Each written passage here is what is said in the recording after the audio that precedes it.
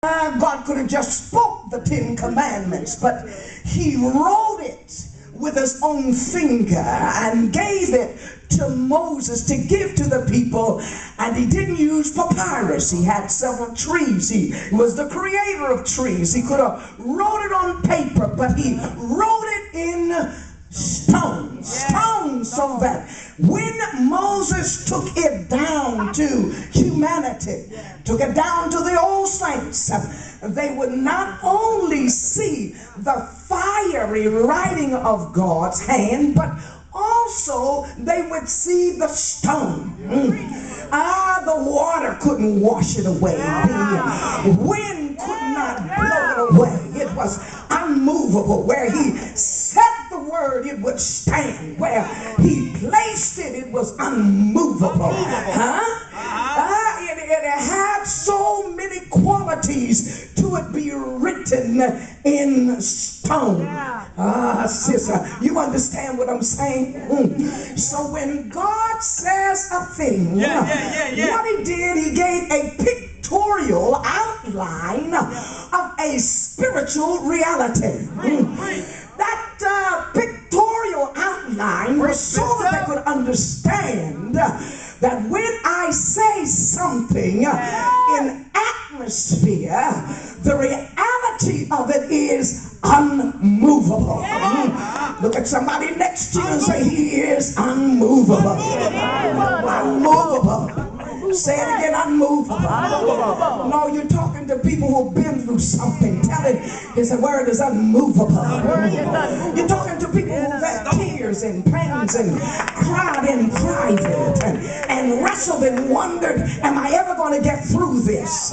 Look in the face of that person and say, he's unmovable. Tell him what he thinks about you is unmovable. What he has to say about you is unmovable. Look at him again. See, some of you didn't turn.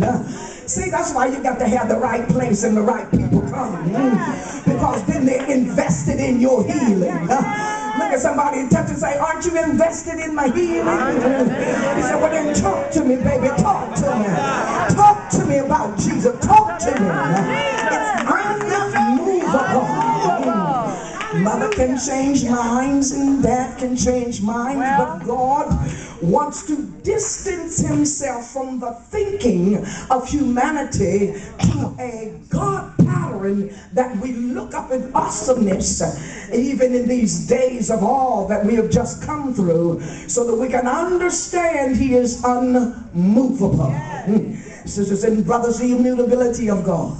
When he says what he says, it speaks about his immutability. It says, and then there is no variation in form or in the quality of his nature. See? Some people can say something and it's how they say it that leads you not to believe it and put confidence there.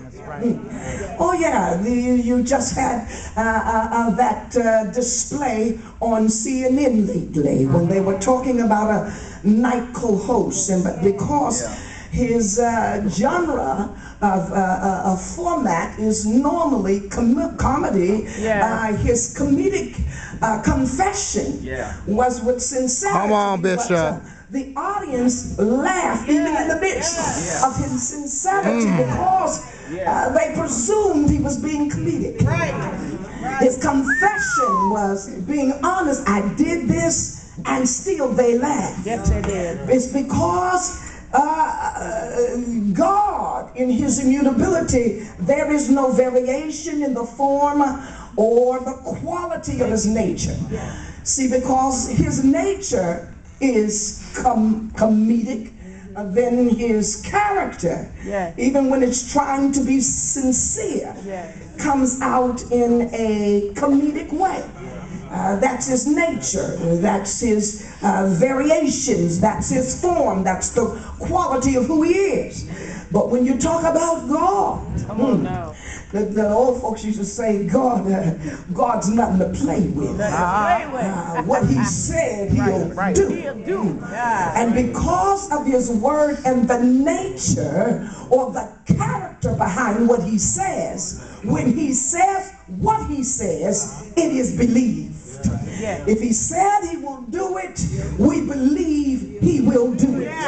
Why? Because there is a constant through our experience that he always does what he says.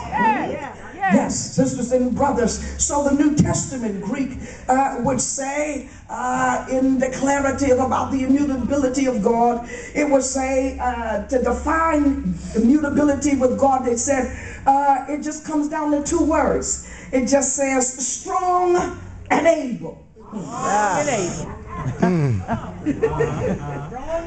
I'm strong and I'm able. Meaning whatever I say, I'm strong and I'm able to do it.